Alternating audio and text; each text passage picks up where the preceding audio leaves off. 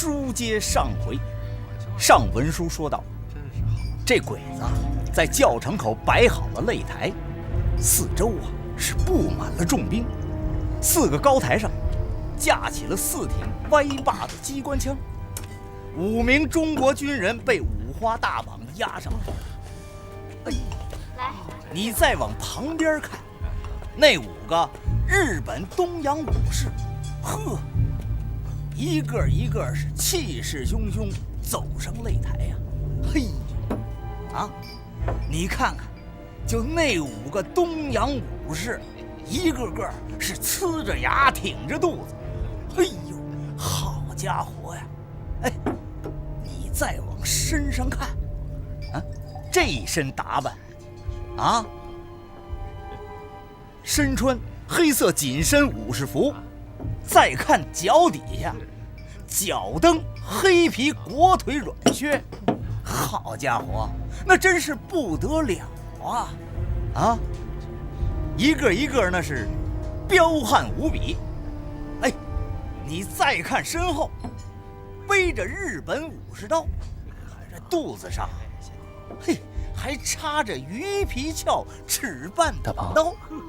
说到这儿，各位这不是在说咱们都听清了吧？对呀，这擂台的阵势就算是摆开了，咱们都被编成树了。那场上的气氛就是忒紧张了。就在这鬼子等着5位大侠出现的时候，这时候来了一个蓬头垢面的女叫花子。您猜怎么着？这女叫花子说你们家手里宋姑娘拿着个破碗，颤颤巍巍走来。说来就来呀！您瞧，这大头啊，这儿呢。女妖大侠真的来了！哎呦，你可不是真是啊！别抬举我了，我要是真有女妖大侠的本事，还会要饭。哎，各位，咱们呐接着说。刚才我说到啊，就这个女叫花子是吧？手里拿着个破碗，颤颤巍巍就走了过来。就在这个时候，嘿，就是他，就是他，就是他！抓住他！说的好好的，怎么回事？哎，不是冲我们来的。你敢辱骂皇军宣扬抗日啊？我没有啊，我说的是三侠五义，您误会了。三侠五义，你说的是哪国三侠五义啊？啊？不是，我说的真是三侠五义，大伙儿都能给我作证。哎，你们说话呀！是你们要听三侠五义的？不是，哎，不承认。你们大伙儿倒是说话呀！啊！你们哑巴了？你们还是中国人吗？不是这个啊！哎，小子，哎呀，想干嘛？造反呢？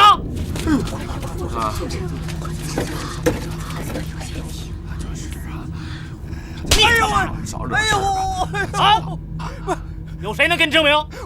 我说的真是三侠五义啊！这都能证明。好了，别吵了，吵什么呀？人家说的就是三侠五义嘛，怎么就没人给他作证啊？我就可以给他作证啊！你他妈活得不耐烦了是吧？啊！切！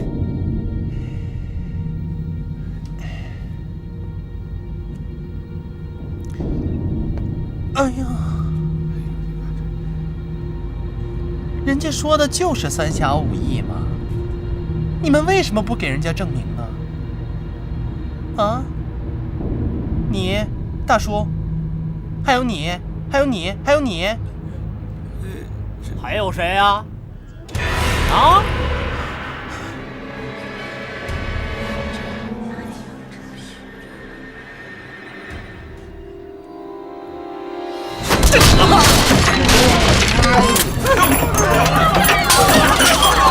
哎呦！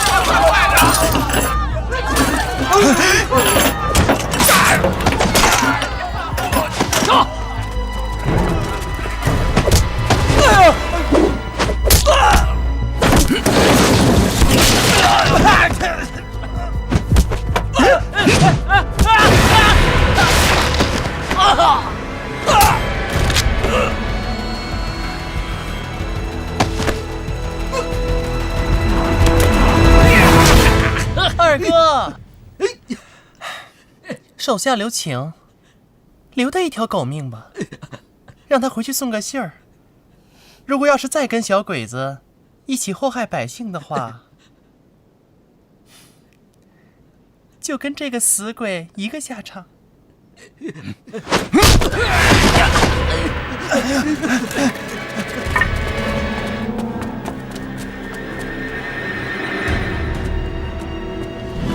快撤，撤！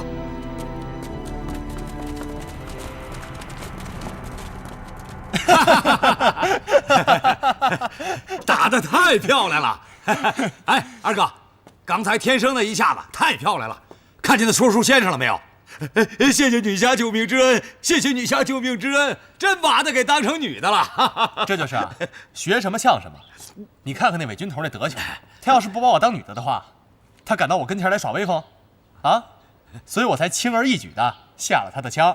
改明儿我也试试，装个娘们儿糊弄糊弄鬼子。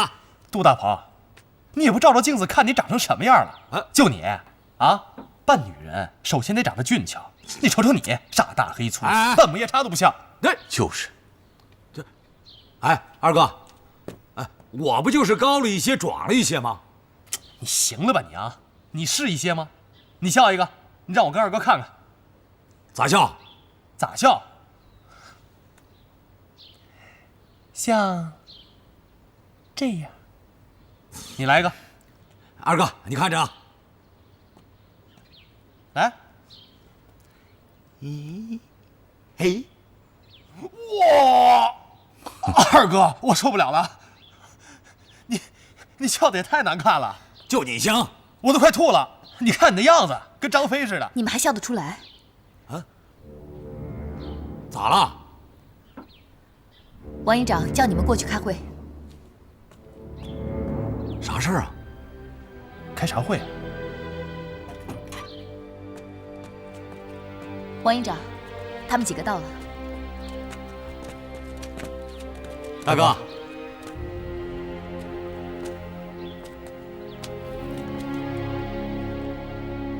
坐吧。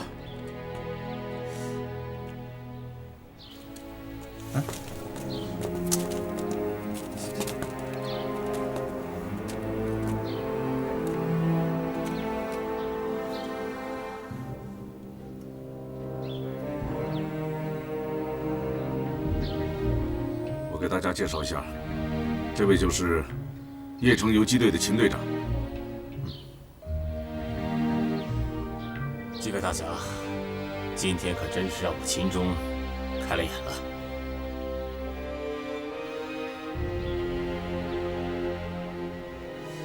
听秦队长这话的意思，不是我们兄弟得罪过你吗？哼，得罪我那倒无所谓，只是别把任务当儿戏。你什么意思啊？谁拿任务当儿戏了？杜大鹏，等等，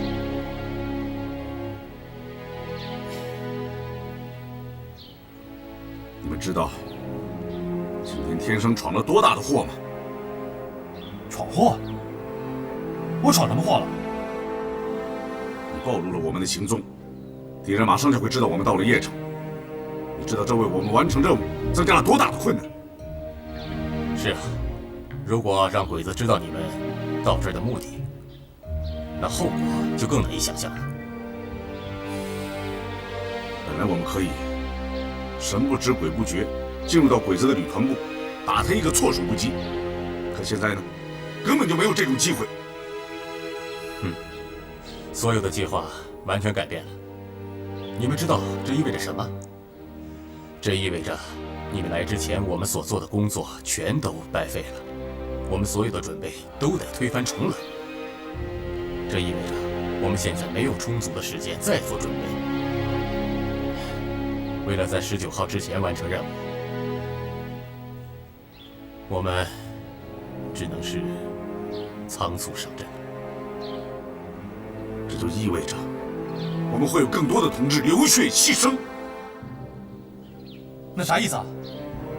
看着说书先生被小鬼子抓走，那小鬼子会杀了他的。就是这话，不能见死不救。你们怎么还不明白？逞一时之勇救了说书先生，就可能导致任务的彻底失败。任务完不成，后果会怎么样？这你们总该清楚吧？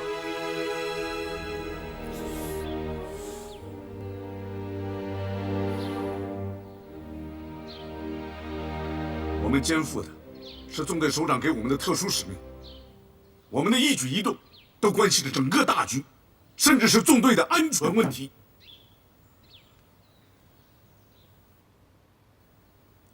兄弟们，你们现在已经不再是一个个独立的复仇者了。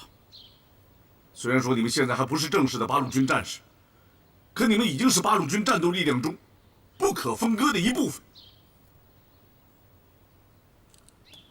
你说说，要像你们这样，那我们这个集体，我们肩负的任务，就会毁在这种完全没有集体观念的冲动之中。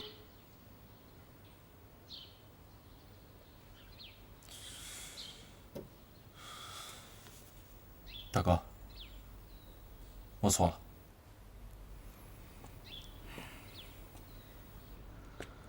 你的动机没有错误，就是这个脑子里边吧，少了一根组织纪律性的弦儿。坐下吧。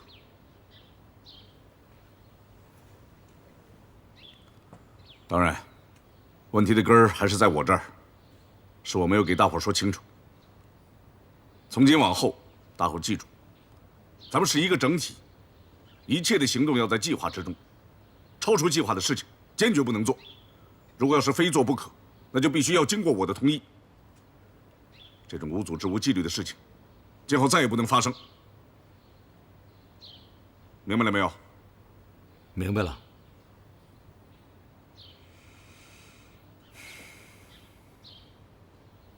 好，老秦，你看看还有什么要说的？没有了。这么大的大侠都认错了，我还能说什么呀？你们的本事我很佩服。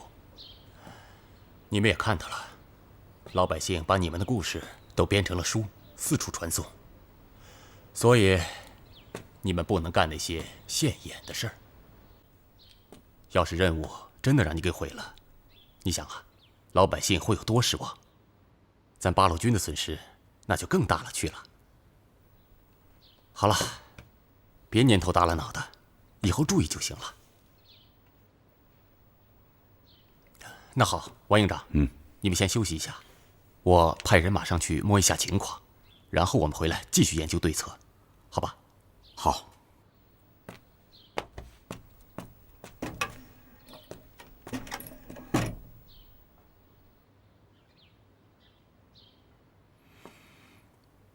行了，都去休息吧。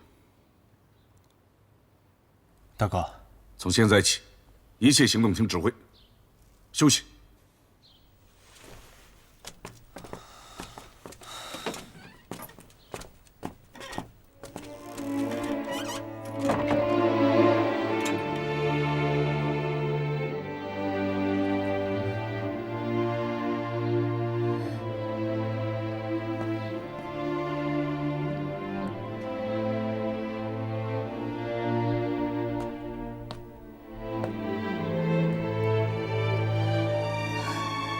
王营长，不会有大麻烦吧？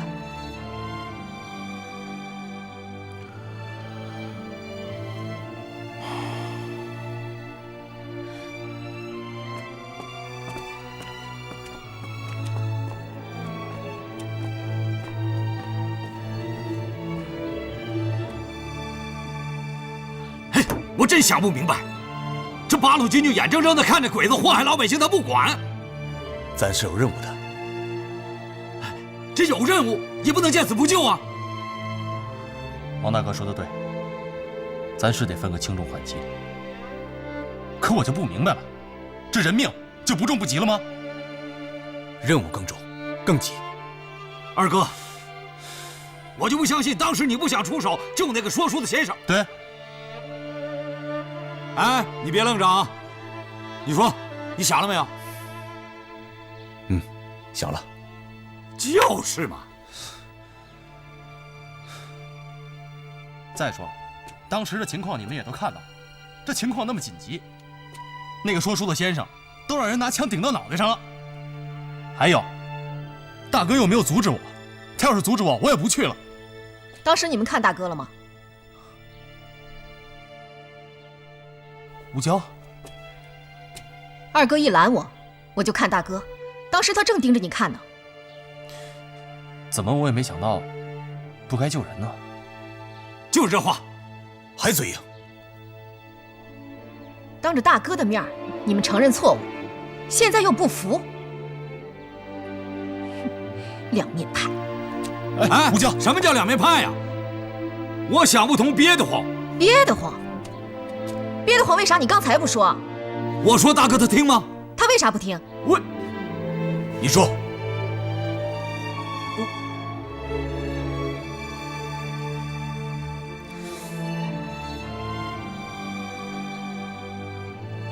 杜大鹏，你看我干什么？哎，你刚才不是也不服气吗？吴娇，我觉得大哥说的对。哎，吴娇，哎呀，好你个杜大鹏，你等着！吴娇，哎，二哥，看见没有？这小子典型的两面派。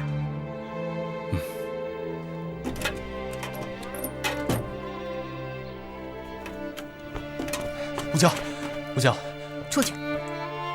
吴娇，有什么话找王大哥说去。我只是发句牢骚，我又不是真的不想听王大哥的。谁知道你是真是假呀？虽然我心里不是完全明白，可是我还是知道自己错了。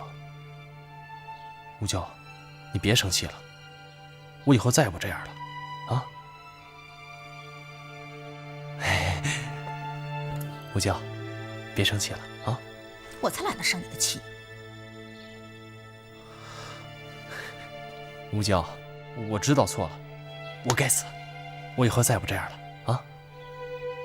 你呀，也不光是你，还有我，连杜大鹏也算上，咱们可真的不如人家王大哥，还有童姑娘，我们可真的没法跟人家比。先不说学识和胸怀，就是做人，人家就高咱们一等。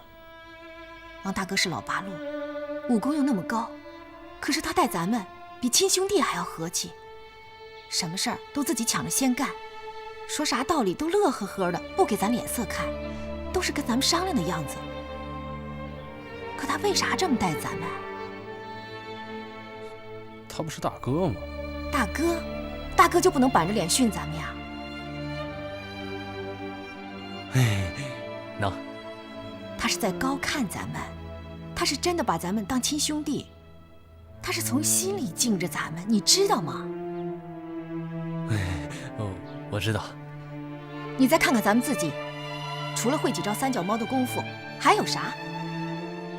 任性、矫情、自大，还自私，心里面成天就想着自己那点事儿，把自己那点事儿看得比天还大。吴娇，我们这个不是自私啊。可这比起王大哥和童姑娘，那就是。人家童姑娘从日本跑来帮咱们打鬼子，图的是个啥？她就是把咱们中国人都当成了自己的兄弟姐妹和父母。自己的亲爹娘都被鬼子给杀了，也一点没有动摇她帮着咱们打鬼子的决心。这容易吗？你做得到吗？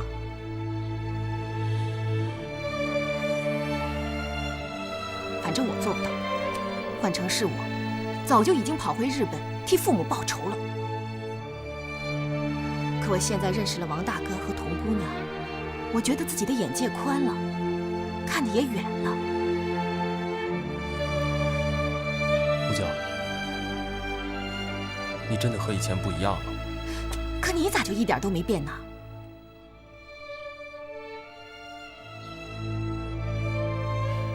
你自己好好想想吧。你今天惹的祸可不小。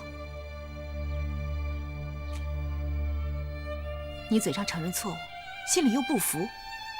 要不是王大哥从心眼里敬重你，按照八路军的规矩，早就狠狠地处罚你了。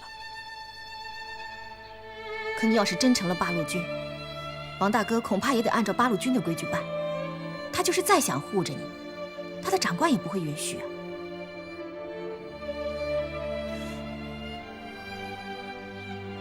是，吴娇，你说的话我都记下了。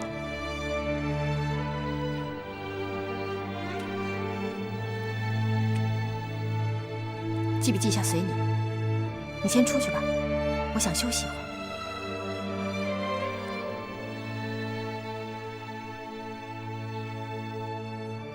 那好，那我先出去了。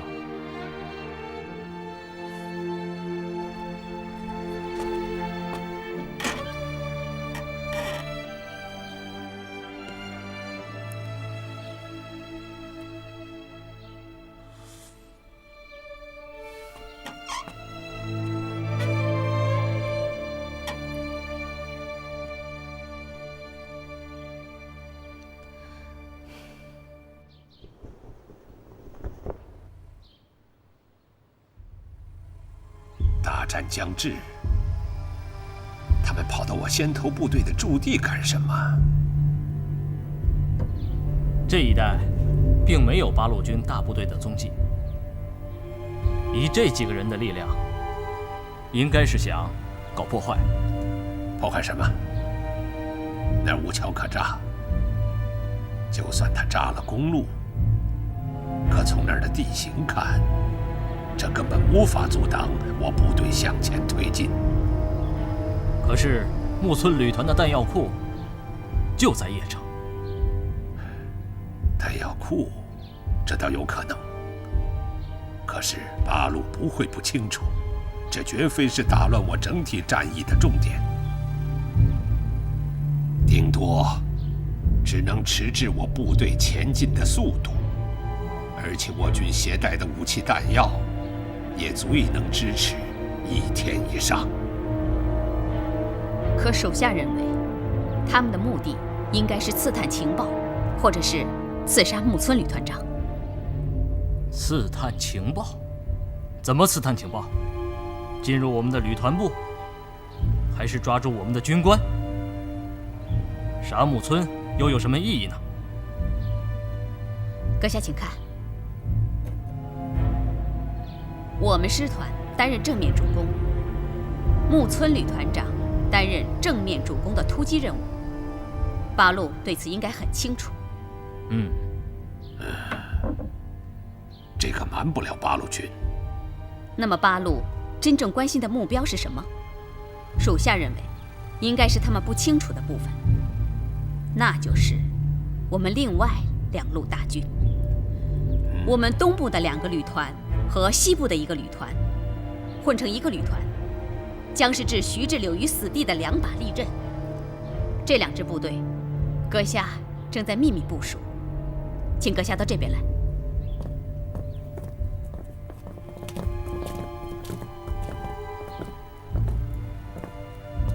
我东部部队集结完成后，将向北走，做出攻打灵山一带的动势，来迷惑徐志柳的主力。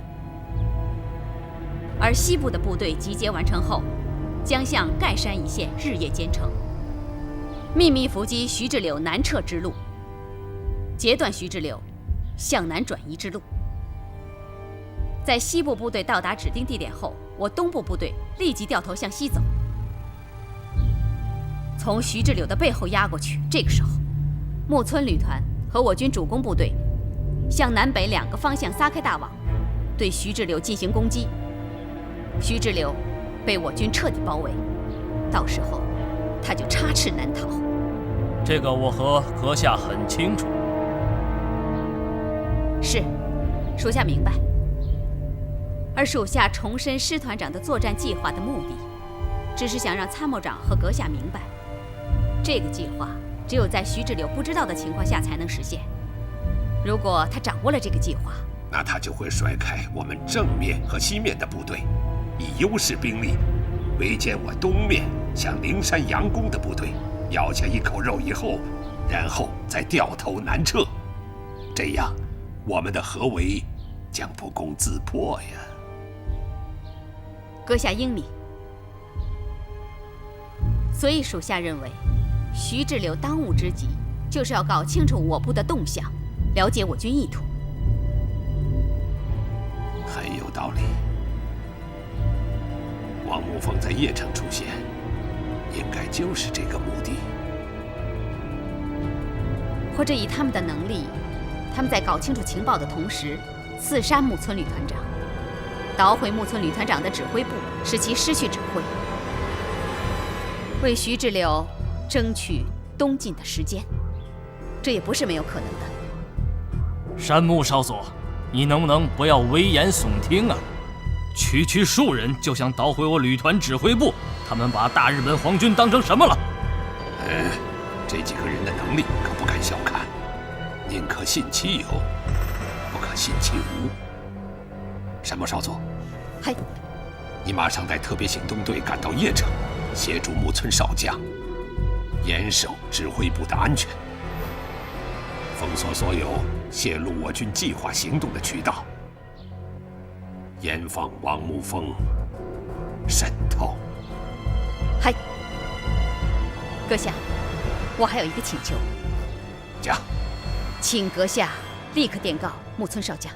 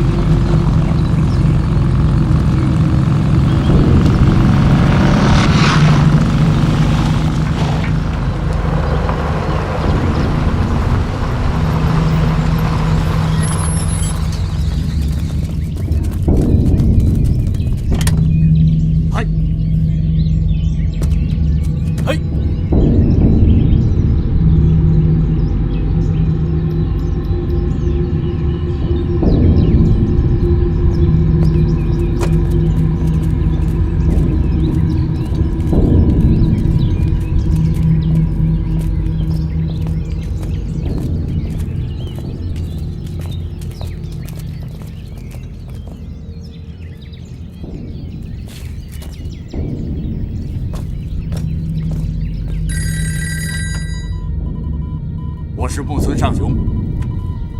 嗨，阁下，我已加强对指挥部的警戒。嗨，阁下，请吩咐。你要将你指挥部里和周围的皇协军全部调开，不许一个中国人在你的指挥部里。嗨，据我分析，这股八路有对你个人采取行动的可能。你的所有行动都必须在山木少佐的视线之内。嗨。另外，你还要控制你的参谋人员，不许任何人私自外出。任何有关我军作战计划的一指一字，都不许带出指挥部一步。嗨。此次作战计划由山木少佐全权指挥，你不要干预，并且给予全力协助。嗨。此次关系重大，切记不可有半点疏忽。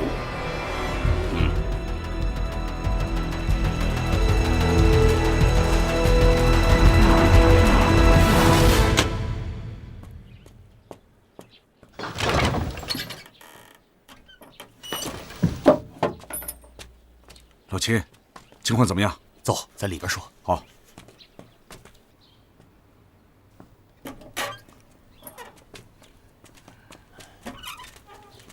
秦队长，请坐。好，老秦，情况怎么样？鬼子已经加强了防范，不但增加了守卫，而且调开了伪军。看来我们在伪军里的内应是用不上了。那个翻译呢？那个翻译也随伪军调开了，不过他临走的时候留下了最后一份情报。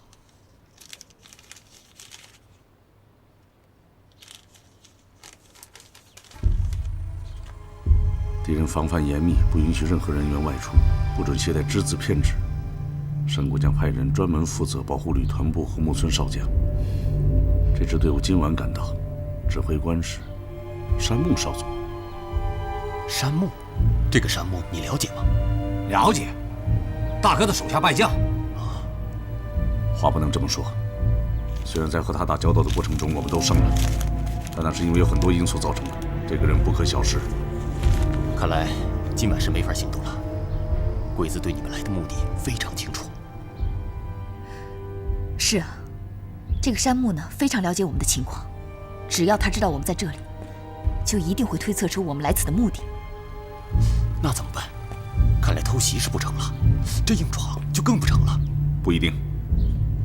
你的意思是，鬼子既然知道了我们已经在这儿，而且对我们来这儿的目的基本上摸的是8、9不离10，那为什么不再把他们往前推一推呢？推一推，让他们认为我们是知难而退。退？那任务怎么办？任务当然要完成，退也是为了进。退？怎么进？那得看鬼子怎么做了。只有他们动起来，我们才会有机会。来得及吗？不管那么多了，先做起来，推着鬼子往前走，为咱们自己争取时间。好，你是猛神风，你说怎么办？来，大伙儿过来，都坐下。哎，坐下。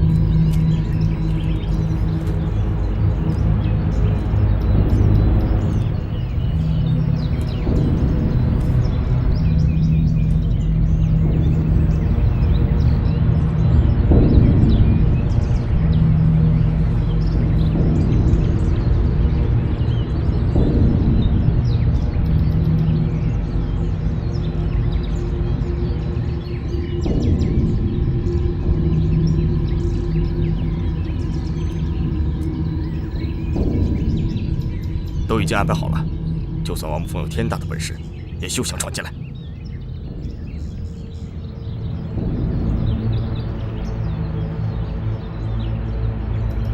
你在想什么？有一点我想不通。哪一点？以王沐风的谨慎和周密，他不应该暴露自己的身份，可是他偏偏暴露了。你有没有想过，这是为什么？没想过。不过百密必有一疏。虽然以王沐风的性格和经验不应该暴露自己，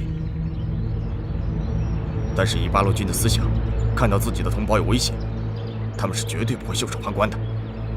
不，王沐风绝对不是一个因小失大的人。依你的意思，是他那几个手下鲁莽出手，才使他们暴露了自己。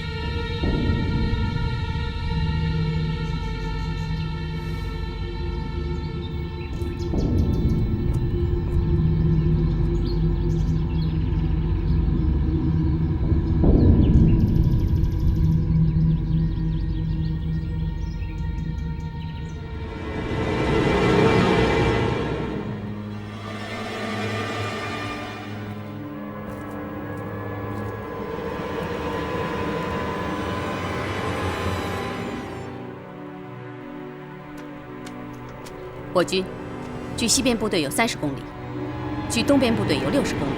如果王沐风在这里虚晃一枪，迅速离开，声东击西。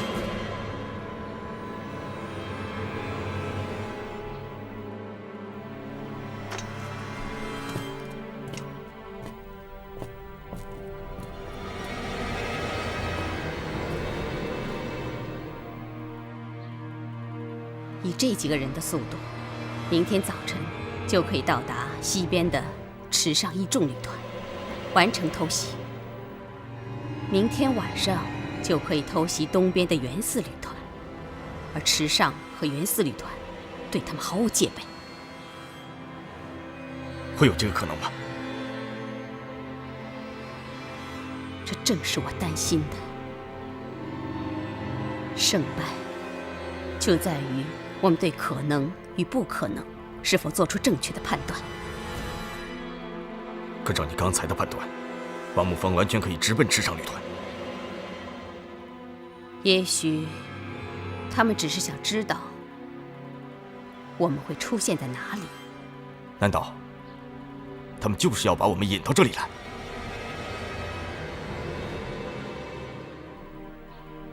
如果今天晚上还没有动静，我们可真就失败了。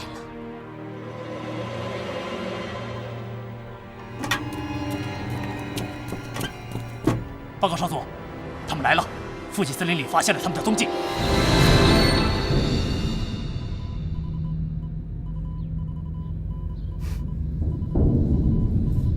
我还真是高估了他们。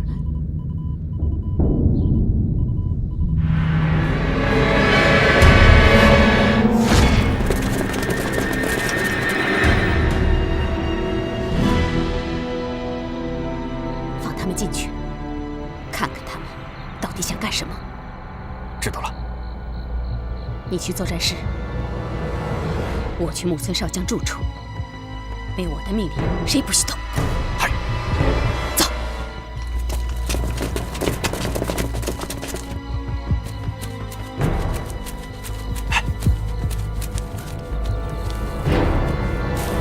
秦队长，你们到齐了没有？到齐了。记住，直沿着我们走。好，我明白。天上上。听好了，没有我的命令，谁也不许开枪。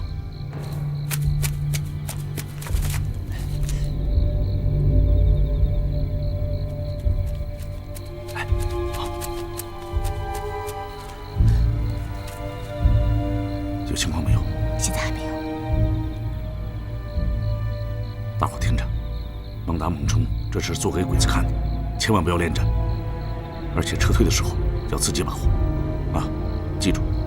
目标只有一个，东南角小院木村的住房，明白了？明白。大伙儿一定要把自己照顾好啊！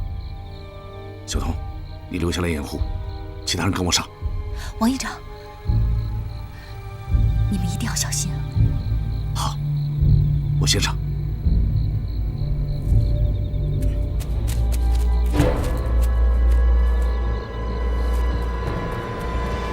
他是怎么了？是我让他不放心了。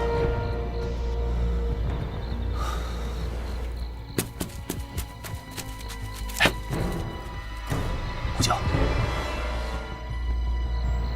千万要小心。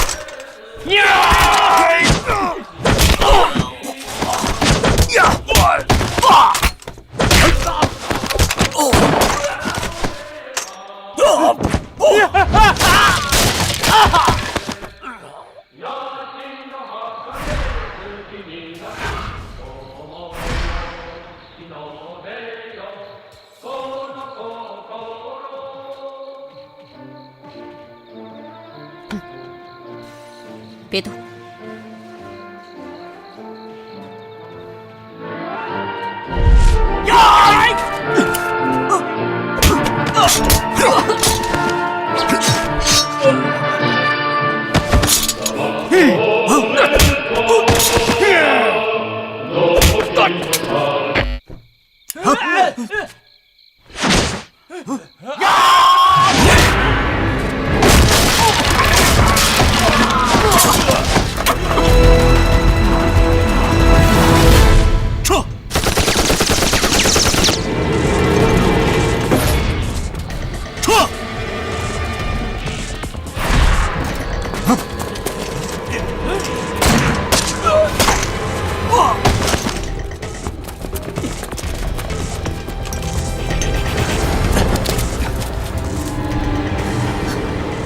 王营长啊，怎么不见宋姑娘？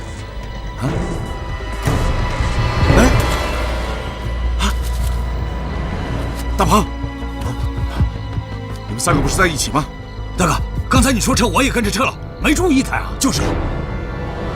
不好，他肯定又杀回去了。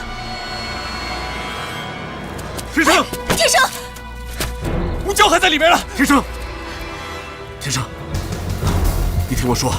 你别着急，宋姑娘可能是有意要留在鬼子的指挥部。不行，我得去救她。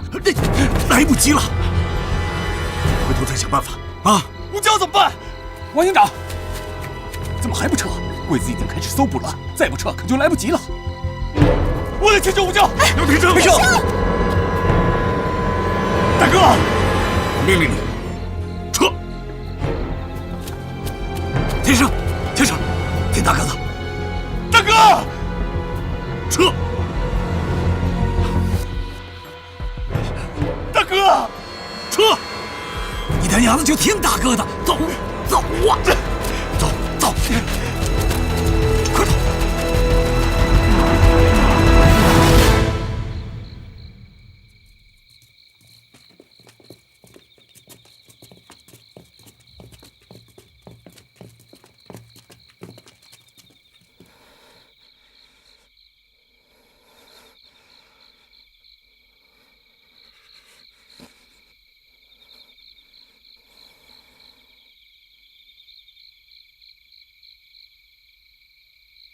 清理现场。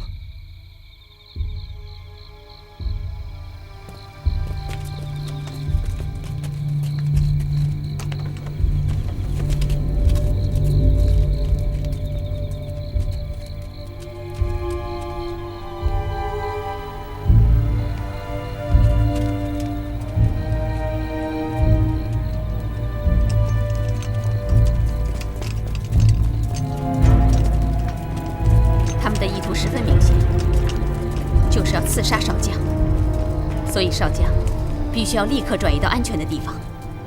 什么地方安全？你们这么多人都拦不住他们。至于我，藏在哪里都一样。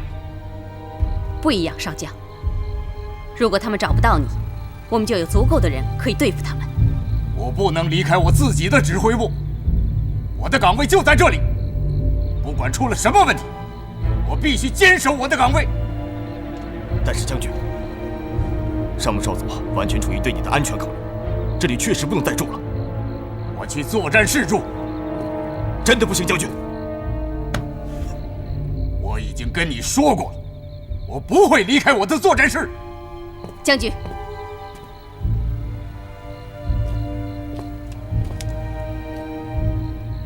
将军的心情我可以理解，但是师团长把将军的安全和保护指挥部的重任已经放在了我的身上，我必须要负起这个重任。那你说，我应该住在哪里？您要换上士兵的衣服，和他们住在一起。什么？你让我穿士兵军服和士兵住在一起，岂有此理！你这是在侮辱我！无论你穿什么衣服，住什么地方，你都还是少将旅团长。简直是荒唐！请将军再坚持2天，等西路池上义众旅团和东路袁四旅团到达我们指定地点，将军就可以换回原来的装束。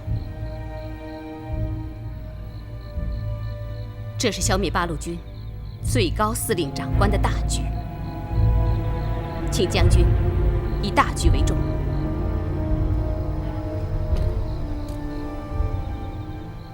荒唐，荒唐！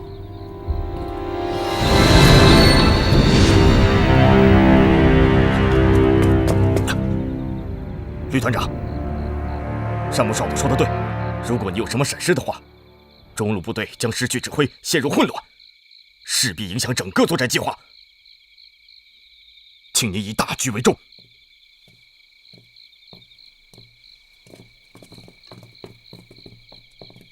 将军的生命关乎着此战的成败，请将军三思。去死吧，王八蛋！报告将军，土八路已经逃往城外密林方向，我已派人前往追击。城中松部部队传来消息，没有发现其他八路。命令部队保持战斗状态，全城戒严2天，任何违反戒严、擅自上街者，格杀无论。嘿，等等。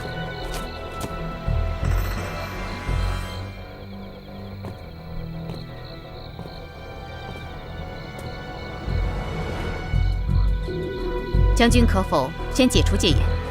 为什么？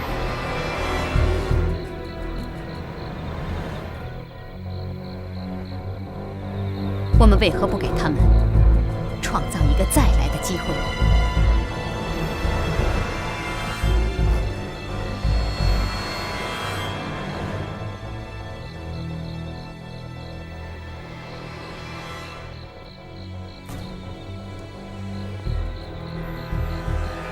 我们的任务就是要活捉木村上雄，打乱鬼子的战略部署，同时尽可能多的获取他的战略情报，为我军粉碎敌人的扫荡提供理论上的依据。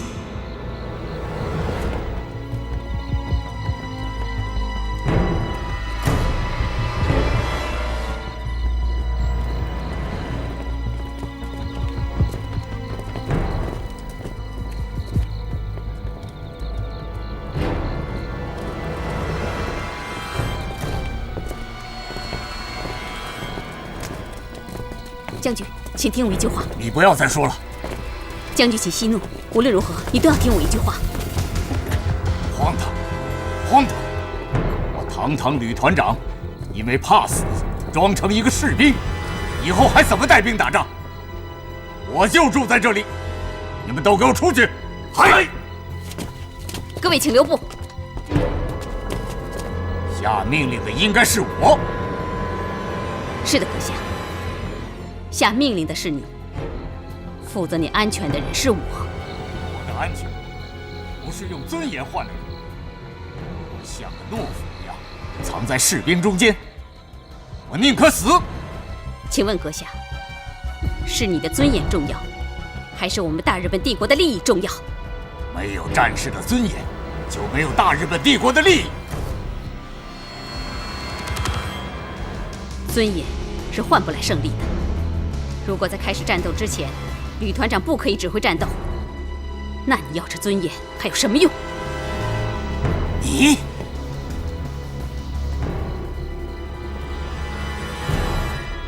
我再重申一遍，请将军以大局为重。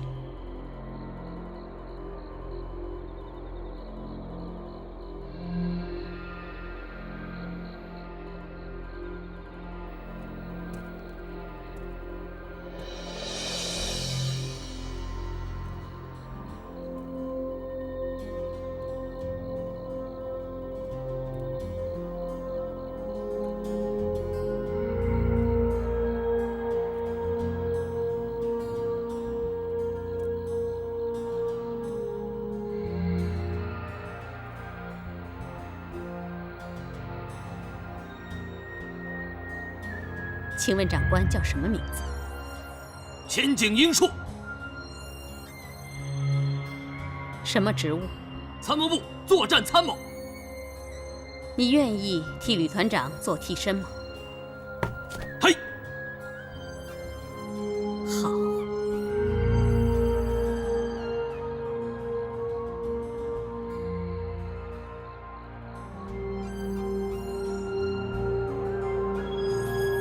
将军可以留在作战部了。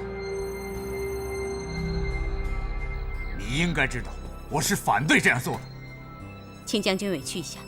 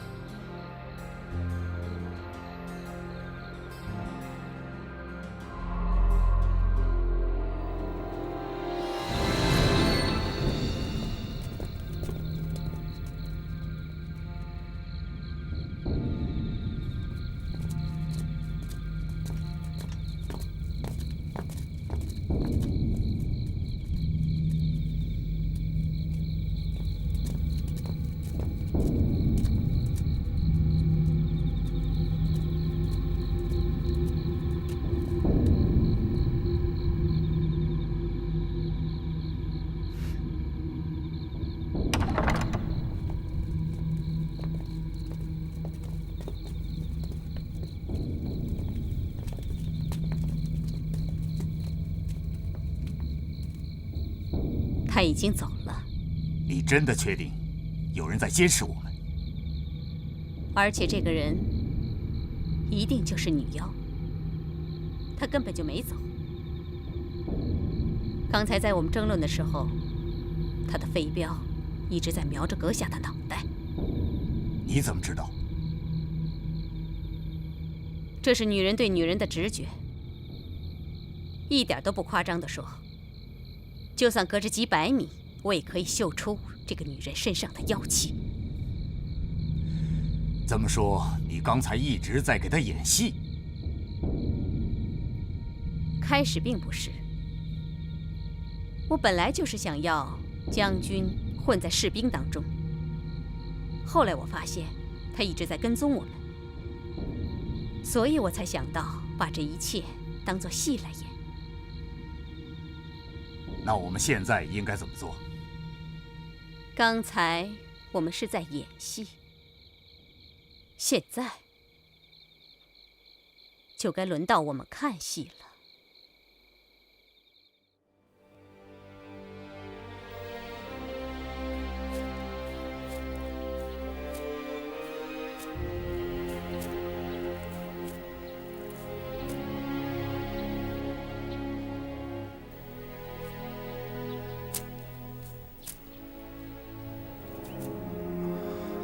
胡教，但也别出什么事儿。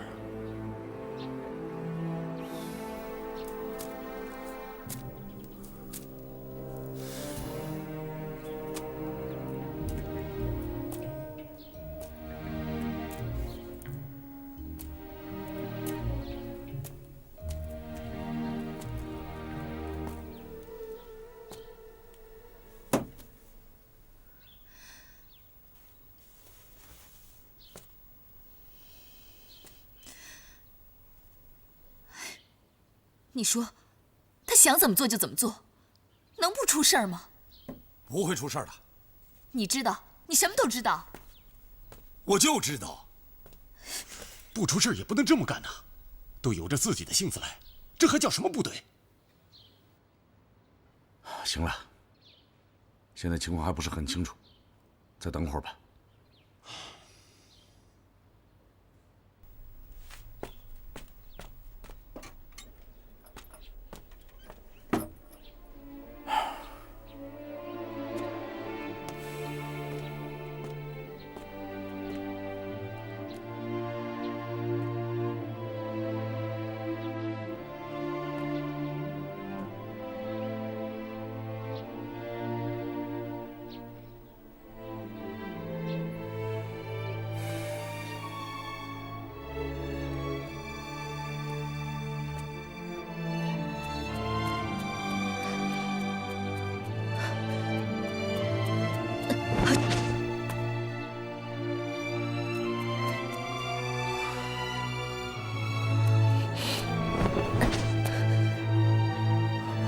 他回来了。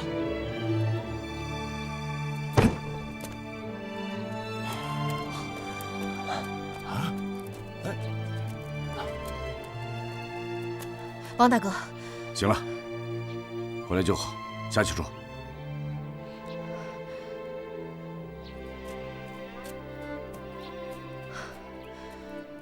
吴娇，你没事吧？没事儿。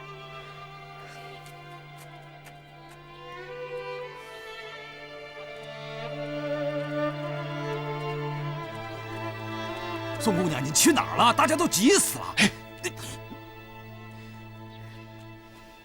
好了，平安就好。行了，都进来吧。吴娇，进屋吧。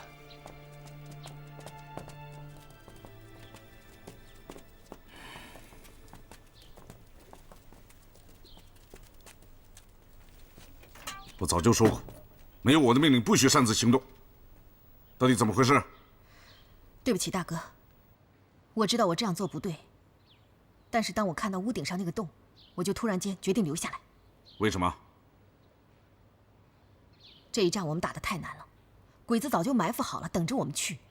这一切都是天生惹下的祸，所以你就想替他弥补？我问你，你弥补得了吗？照这么下去，我们肯定完不成任务。所以我就想，如果我留下来，发现了鬼子想咋对付咱们，那我们下次去的时候就能有办法了。你在去之前，为什么不跟大家打个招呼？我也是突然决定的，咋打招呼？不想清楚就去做，哼，你们可真行。人家都说了，是突然做的决定，突然做的决定咋打招呼啊？这是我的事，跟你没关系。别吵了，就吵！你无纪律！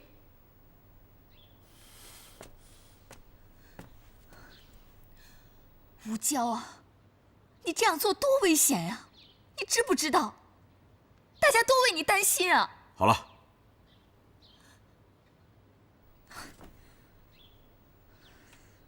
那你发现什么了？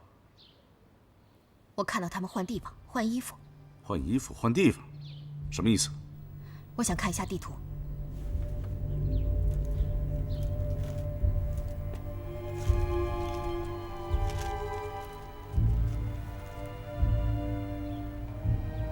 我看到那个鬼子将军，也就是我们要抓的木村上雄，他和另外一个鬼子军官换了衣服，然后木村上雄留在了像指挥室的那个地方，也就是这儿。而那个鬼子军官，却去了木村上雄住的那个院子，这儿。是木村指挥部的作战室。作战室是外面那间屋子，他去的是里面那间，里面有床。看来他们是把防备的重点放在了作战室。这个情况可太重要了。对啊，大哥。吴娇发现了这么重要的情况，这算不算立功啊？功是功，过是过。擅自行动，那也是错误的。哎，大哥，这回算是功过相抵了吧？什么功过相抵啊？不批评也不表扬，那就当我没说。吴娇，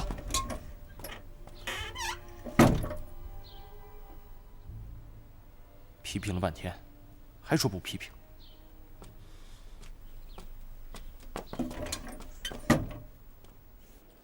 吴娇，吴娇，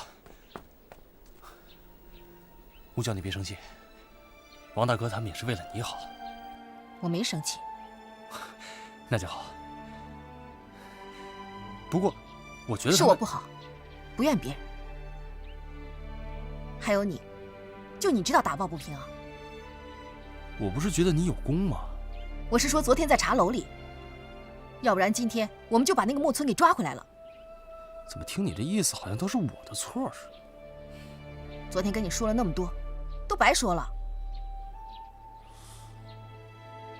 不要老认为自己能。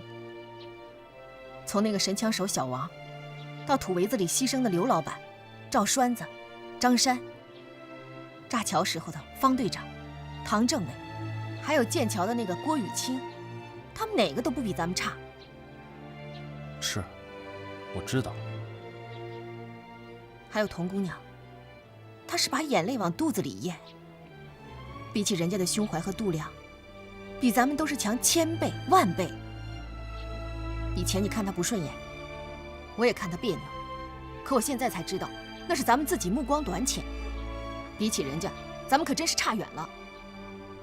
就像你刚才，谁让你替我说话喊冤了？真丢人！